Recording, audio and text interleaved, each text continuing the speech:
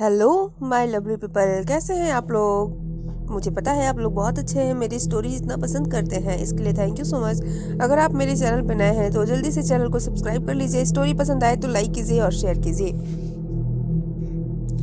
तो चलिए आज की पहली स्टोरी स्टार्ट करते हैं। यह घटना आज से 12 साल पहले की है। उन दिनों मैं बिहार के एक छोटे से गांव हसनपुर के अस्पताल में कार्यरत था। एक रात अस्पताल में ज्यादा मरीजों की वजह से रात के 12 बज गए थे। उस रात तेज बारिश हो रही थी। मैं भीगते भागते अपने घर पहुंचा। कपड़े गीले हो जाने की वजह से मैं अपने कपड़े बदल ही रहा था कि अचानक दरवाजा खटखटाने की आवाज आई।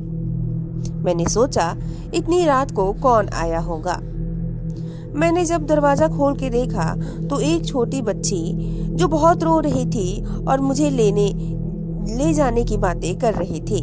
उसने कहा कि मेरी माँ दूसरे गांव में रहती है और वह बहुत बीमार है, चल के आप देख लीजिए डॉक्टर साहब। सुनसान रास्तों से होते हुए वो लड़की मुझे 5-7 किलोमीटर दूर एक दूसरे गांव में ले गई। मैंने सोचा कि ये लड़की इतनी रात को मेरे यहाँ कैसे पहुंची, लेकिन मैंने इन बातों की तरफ ध्यान ना देते हुए एक मकान में पहुंचे और वहां उसकी बीमार माँ जो पलंग पर लेटी हुई थी उसको देखना शुरू किया। मैंने उसकी नब्ज देखी और इंजेक्शन दे दिया और कुछ दवाएं लिख दी। उस लड़की ने मुझे बाहर मेरी जीप तक छोड़ दिया। फिर मैं घर वापस आ गया। अगली सुबह जब मैं अस्पताल के लिए जाने लगा तो सोचा क्यों ना मैं उस मरीज से मिलता जाऊं। थोड़ा चक्कर ही तो लगाना पड़ेगा। रास्ते में जाने को ये सोचकर मैं वहां गांव में पहुंचा। मैं रात को जिस मकान में गया वो उस जगह पर मुझे नहीं दिखा। मुझे उस जगह पर खंडहर नजर आ रहा था। तो मैं गांव के लोगों से पूछने लगा कि यहाँ पर एक घर और परिवार रहता है। तो लोगों ने हैरानी से देखते हुए कहा कि यहाँ ऐसा कोई घर नहीं है। ये सुनकर मेरे रोंगटे खड़े हो गए। मैं सोचने लगा कि रात को जो मेरे साथ हुआ वो क्या था। वहां के लोगों ने बताया ये प्रेत लीला है जो हर साल किसी एक इंसान के साथ होती है। ये तो गनीमत है कि आप जिंदा बच गए, वरना वो आत्मा आपको जिंदा नहीं छोड़ती। आप आ गए इसलिए वो आत्मा ने आपको छोड़ दिया। इसी तरह उसकी माँ की तबीयत खराब हो जाने की वजह से किसी ने उसका साथ नहीं दिया। कोई डॉक्टर उसके साथ नहीं आया, बहुत रोने गिड़गिड़ाने के बाद भी, जिसके कारण उसकी माँ की मृत्यु हो गई थी। तो उसने भी रोते रोते अपने प्राण खो दिए थे। तब से वो हर साल किसी न किसी डॉक्टर को बुलाने के लिए जाती है। अगर वो डॉक्टर उसके साथ चलने को तैयार नहीं होता तो वो उसे मार देती है। आप आ गए इसलिए आप बच गए। मैं हालांकि भूत प्रेत में ज्यादा विश्वास नहीं करता था। मैं जब गांव वालों के साथ उस खंडहर में पहुंचा तो उस खंडहर के बाहर मेरी जीप के पहिए के निशान थे और वो इंजेक्शन और दवा भी वहीं पड़ी थी। मैंने बिना लोगों से और बात किए फिर से घर लौट आया और घर वालों को सारी बात बताई। उसके कुछ दिनों के बाद मेरा तबादला दूसरे गांव में हो गया, लेकिन उस रात की घटना के बारे में सोचकर आज भी मेरी रूह कांप जाती है। तो आप लोगों को ये स्टोरी कैसी लगी प्लीज कमेंट करके जरूर बताइएगा। स्टोरी पसंद आई हो तो लाइक करना और शेयर करना ना भूलिएगा और चैनल को सब्सक्राइब जरूर कीजिएगा। चलिए आज की दूसरी स्टोरी स्टार्ट करते हैं। मैं आपको जो किस्सा बताने जा रहा हूँ वो इससे जरा हटके है। तो दोस्तों, एक रात मैं अपने गांव से मेरे मित्र अवधेश के साथ अंधेरी रात में खेत के रास्ते बस स्टैंड की तरफ जा रहा था। तो मेरे मित्र ने कहा, दोस्त थोड़ा जल्दी चलो, इस खेत से अगले 2 खेतों तक थोड़ी समस्या है। मैंने पूछा क्या बात है, तो उसने बार बार बात को टाल दिया, लेकिन मेरे ज्यादा दबाव डालने पर उसने पूरा किस्सा सुनाया। बहुत साल पहले अपने गांव से रात को इन्हीं खेतों से एक आदमी गुजर रहा था। रास्ते में वो पेशाब करने के लिए एक पेड़ के नीचे रुक गया। उसके बाद वो जैसे थोड़ा चला उसे किसी बच्चे के रोने की आवाज आई। तो उसने सोचा रात को पहरा देने वाले का बच्चा होगा। लेकिन तभी याद आया कि ये खेत तो रामेश्वर काका का है, जो 3 साल पहले यहाँ फांसी लगाकर मर गए थे। वह आदमी सहमे हुए कदमों से आगे बढ़ता रहा और उसके दिमाग में उन लोगों की बातें याद आईं कि इस खेत से गुजरते वक्त रात को कभी पीछे मत मुड़ना, कोई रास्ता पूछे तो उसके आंखों और पाँव को मत देखना, कोई कितना भी बोले मत सुनना।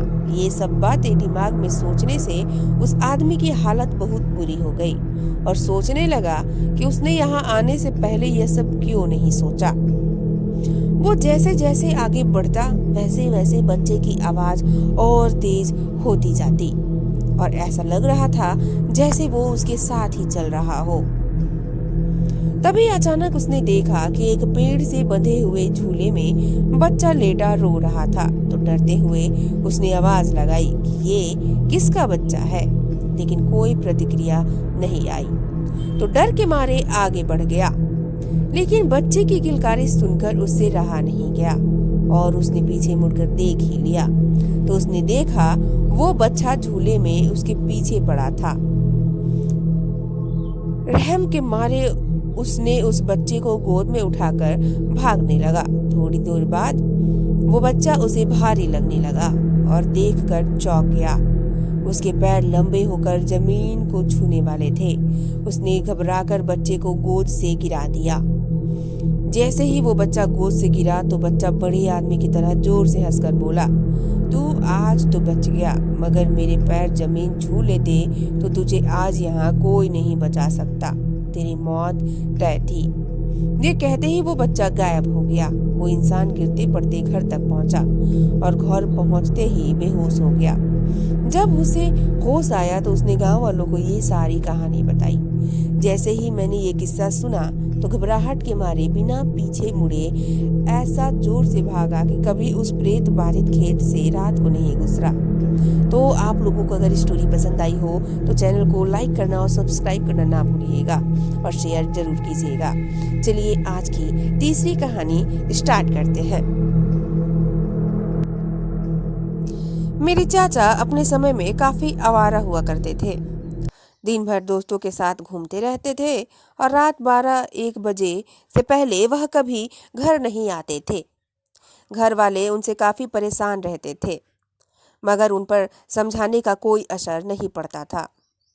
एक रात वह अपने दोस्तों के साथ नदी किनारे घूम रहे थे। वहां एक अघोरी बाबा रहते थे। चाचा और उनके दोस्त उन्हें छेड़ने के मकसद से उनके पास बैठ गए। उन्होंने पहले तो उनके साथ बैठ के शराब पी, फिर इधर उधर की बातें करके उन्हें परेशान करने लगे। बातों बातों में भूत का विषय छिड़ गया। चाचा ने बाबा से भूत दिखने को कहा। पहले तो बाबा टालते रहे, मगर चाचा अड़े रहे तो बाबा राजी हो गए। उन्होंने उनके चारों तरफ एक गोला बनाया और कहा, चाहे जो भी हो बाहर मत जाना। बाबा ने मंत्र जपना शुरू किया। चाचा और उनके दोस्त उस समय मंद मंद मुस्कुरा रहे थे, क्योंकि उनको ये मजाक लग रहा था। अचानक छम छम की आवाज आई और एक औरत वहां आकर नाचने लगी। उसके बाद अचानक 2 और औरतें वहां आ गईं और वह भी नाचने लगीं। ये देख चाचा और उनके दोस्त की सिट्टी पिट्टी गोल हो गई। दोनों का नशा एक पल में गायब हो गया। वह दोनों डर के मारे वहां से भागने लगे, मगर नाचती औरतों ने अपना नाच छोड़ उनको घेर लिया और उनके चारों ओर घूमने लगी। वह उनकी तरफ बड़ी ही भयानक तरह से देख रही थी, जैसे वह उन्हें वहां बुलाए जाने से नाराज हो। वह दोनों वहीं पर बेहोश हो गए। सुबह जब होश आया तो वहां सिर्फ अघोरी बाबा ही थे।